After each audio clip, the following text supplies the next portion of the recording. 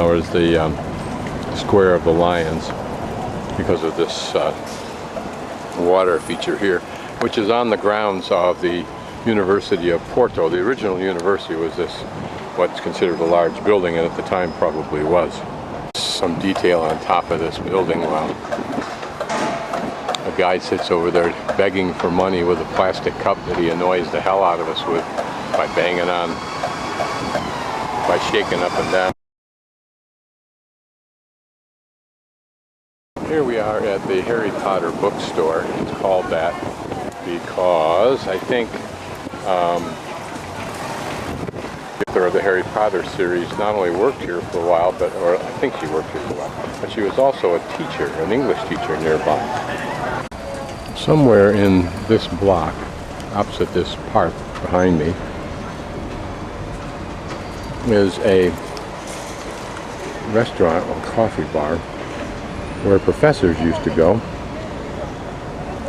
with their students.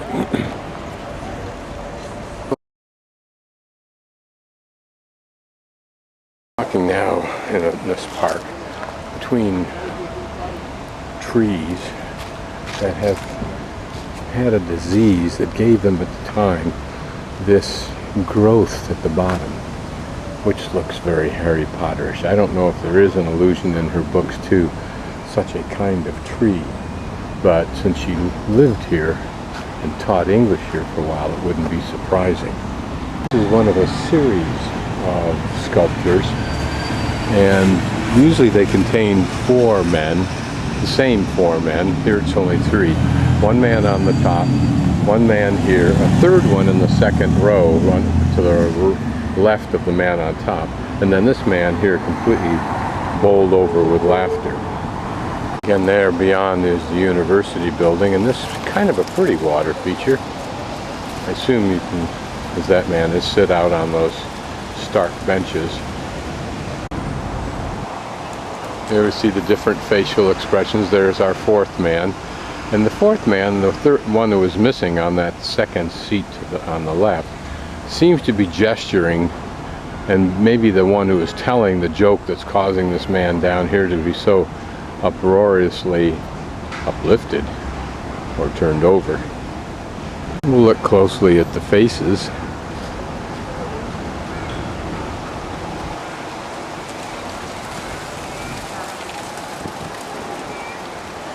Notice the hands of this man here.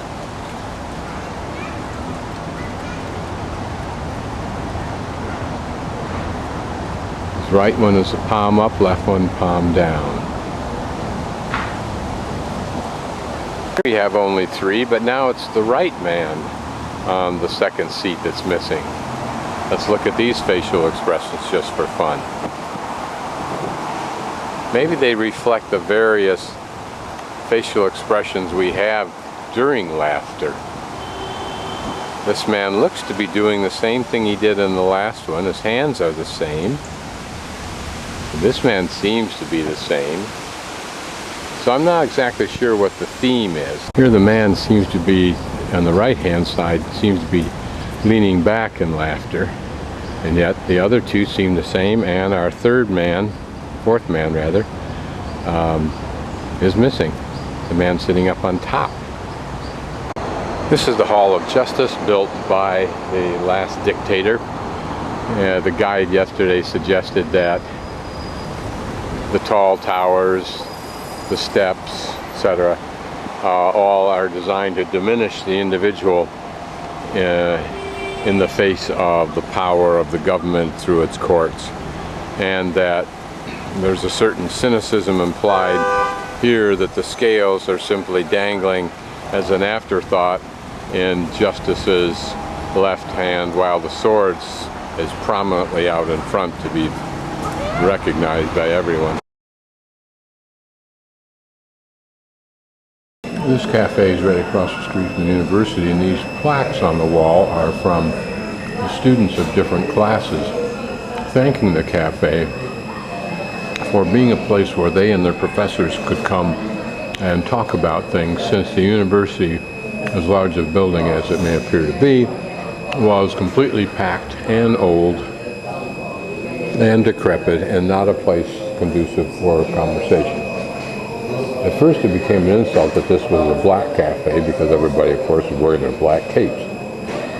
But then it became a cultural icon. This is right close to my hostel, which I think is right down that street there.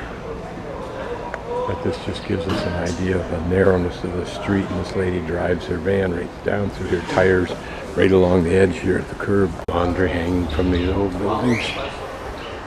We'll work our way down to the Ribera now.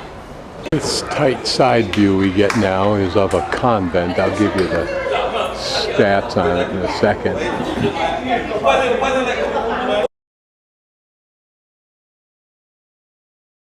Founded 1598.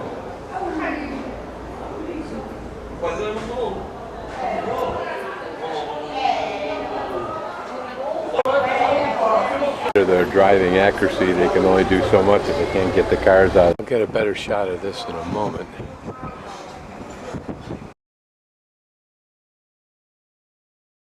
During one of the civil wars that lasted only a year or two, the liberals were up here, as they're described. We're looking down at the river now. And the enemy was over on that side, shelling the bejesus out of the spot I'm standing on right now. Yeah, who were doing likewise to the people on the other side of the river. Anyway, thousands of men apparently died up here. If this appears unduly trashed out, it's because a hotel chain has bought this property and that building there and is waiting for the occupants to die and relinquish title so they can build. I'll just pan around to a different view than we had last night from on the other side on that bridge point right to the right of the bridge as we walk back. There are some interesting structures, like whatever that must be a church there, but that's obviously a new dome. And then that curious kind of a dome or skylight there, and here another, which might be quite pretty on the inside. And there we can look at some older buildings. We'll go down in there. It's the same route I took yesterday. I want to find the stock exchange first. We'll go down this street just to see if I can find the stock exchange I'm looking for. And here's the better shot of that church. Pretty little shot, isn't it, before I get run over. In this old square on Rua Typus, and it should be down at the bottom of this street that I encountered the stock exchange. I don't know what that new structure there is. It looks like it's a water fountain.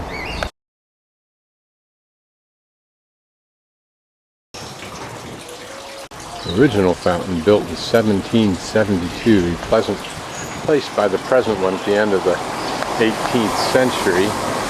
Fed by the Borges well, which was supplied through the Arco de Año reservoir by an aqueduct that supplied the Livraria Cordoaria district. I can chuckle about that, but this would have been a significant resource for this neighborhood at considerable infrastructure expense. Here's some well-maintained or recently remodeled tile work next to what looks like a pleasant overlook, parklet with cafe nearby. So we're looking towards the ocean direction off to the west, on the west end of the Riviera, the waterfront. And there used to be two fountains there, and they used to have a lot of iron in the water, and this was thought to be very therapeutic. And romantically, a young boy who would hang out here, boys, to watch the girls at the fountain, would arrange with whoever the seller of the water was, by the glassful, to drink from the same glass as a girl he was in love with, so he could put his mouth right where she had drunk from the glass and thereby kiss her. Cute. An interesting older view. What's interesting is this rock right here that forms the curve is indented for people walking on like I'm doing. There were times when this pavement to the right wasn't as nice as it is now. And this was an easier place to walk. And they just over the centuries worn it down. Newly maintained building, but not yet completed, as you can see. Maybe they ran out of tiles. It's this church.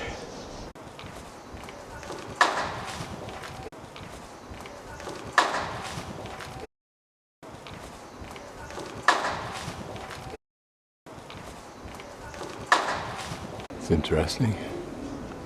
Real work would suggest it is or was a prison. Came down the street just because it looked interesting, the contrast between this newly restored tile work building on the left and these others with their various laundries hanging out and deck dividers, if you will. Not to mention satellite dishes. Look how that top one gets a view. I don't know what this large structure with the imposing entranceway is, but there are signs on it indicating wine tasting room.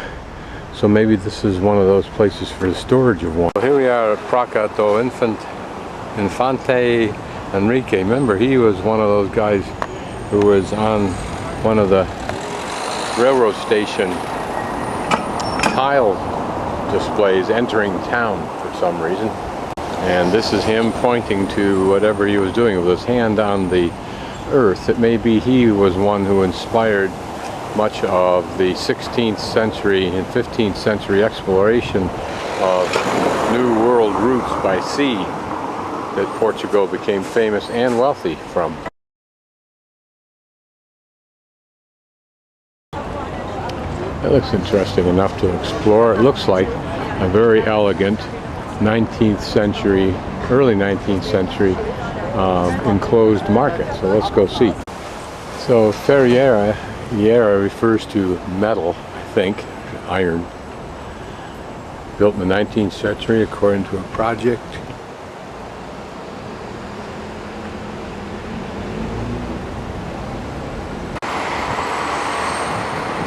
Facade. The entryway. Well, it's not a market. Perhaps it's used for some other kind of venue like artistic. Or as these signs imply, it's maybe a dance club. This is it. The interior looks very pretty, but they're very proprietary, letting you do anything if you don't go on the 7. I'll just pan this square. Notice the big church up on top. And then this church here. I'm kind of churched out, so I don't really feel like going in to look at the same stuff I've looked at before. This restaurant, 1894. It looks way beyond my station. It would be fun to sit here and video people while they're eating. Just a slow pan from the west on that cultural bridge, if you will.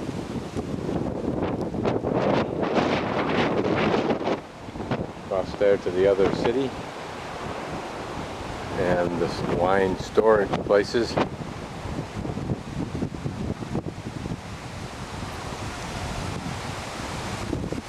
And around the corner there, beyond our view, is the big bridge we were on yesterday.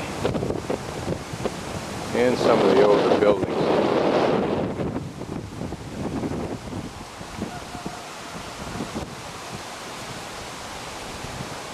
Imagine when large ships or larger ships may have come in here and tied up to those rings. Here's one of the big rings for the holding the bigger ships. And if you're into cruising the river and seeing pretty much what we've already seen.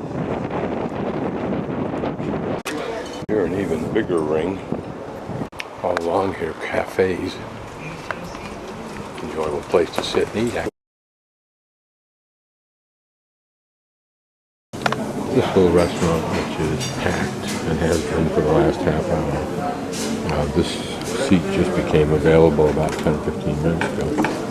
It's down in a back alley with several other restaurants that I checked out. And it's just about a block, half a block from the waterfront. And a bunch of restaurants way down there.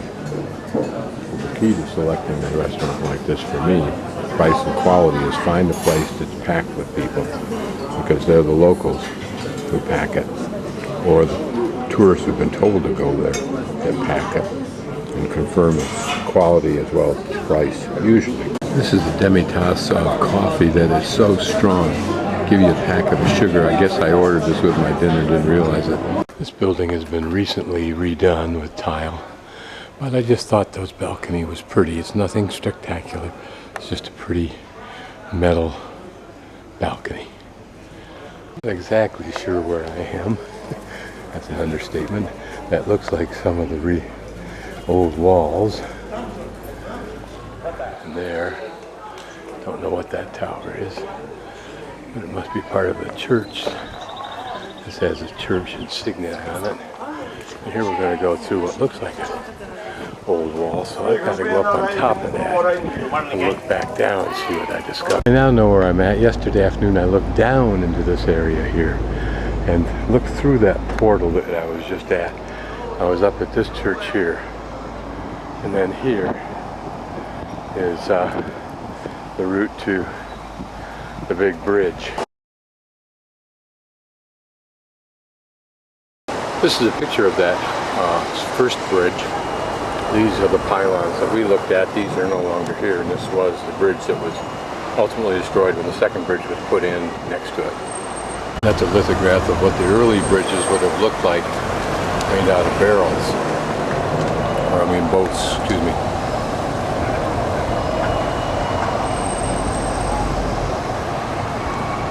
Here is a picture of the bridge before the dictator tore it down to force people to use the new metal one. This is the famous bookstore that Rollins may well have patterned part of Harry Potter story from. In particular, the spiral staircase. Well, it's not a spiral, but the staircase, which even from here can be seen to be terribly elegant. What's very interesting about this is not only its absolute Harry Potter look, but that all this that looks like wood up above is really cement that's painted to have the texture of wood. And we'll probably see some spots where the paint is chipped away, like right up in there, that expose that cement. These are the tracks of the book trolley here. We'll just follow it around to see where it is. Ah, there it is there. And that may be some reference to, again, to Harry Potter. Again, you see the plaster is exposed. But look at that elegant ceiling.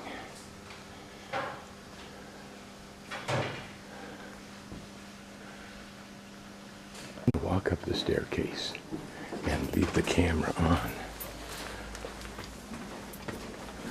Wouldn't you love to have this in your house? I'm going to go to the left here. And hopefully you can experience some of what I experience. I fully expect Harry and his friends to come racing around the corner, flying down these banisters, and scooting off to another adventure.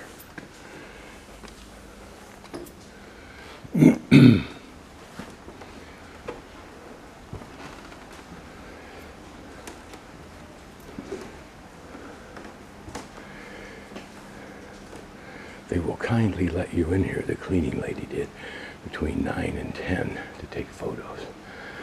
They don't allow photos during the day because they're already mobbed by people who can't speak the language and certainly wouldn't buy the books. And in fact, they are a bookstore.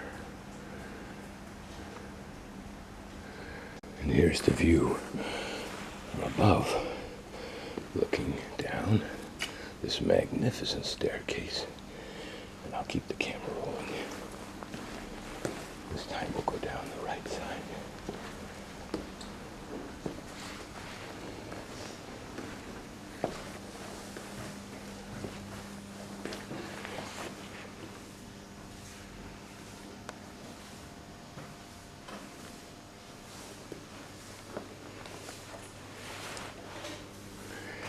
All this in cement.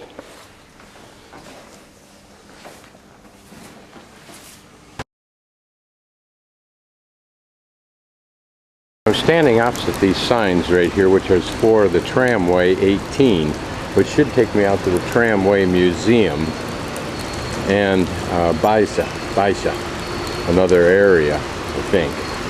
And so far this morning, although it's raining, I've got two of my primary goals accomplished. One, I've got my train ticket for tomorrow to Coimbra, and I have gone inside the Harry Potter bookstore, thanks to the gracious cleaning lady, and videoed the entire inside of the bookstore, which was one of my prime goals. Pretty street even in the rain. This is the shop of Francisco and Hermel Costa. Started in 1948. Not even sure what they sell. I think it's a cute little door and sales entrance right there. The whole thing in the center opens up as a door, or you've got a little counter and a little window that opens up. Part of the family there. What's the old ladder for getting up on top of it? Don't know what it is that they sell unless it's just a mishmash of stuff. There's the enclosed office area that we're looking at. A little example of what happens when the tide comes in and the water level's high. You can see the water level's probably, we'll go take a close look and see. These are sold all over. They're, look, a little pastry cup, pretty firm little cup. Flake or they crumble.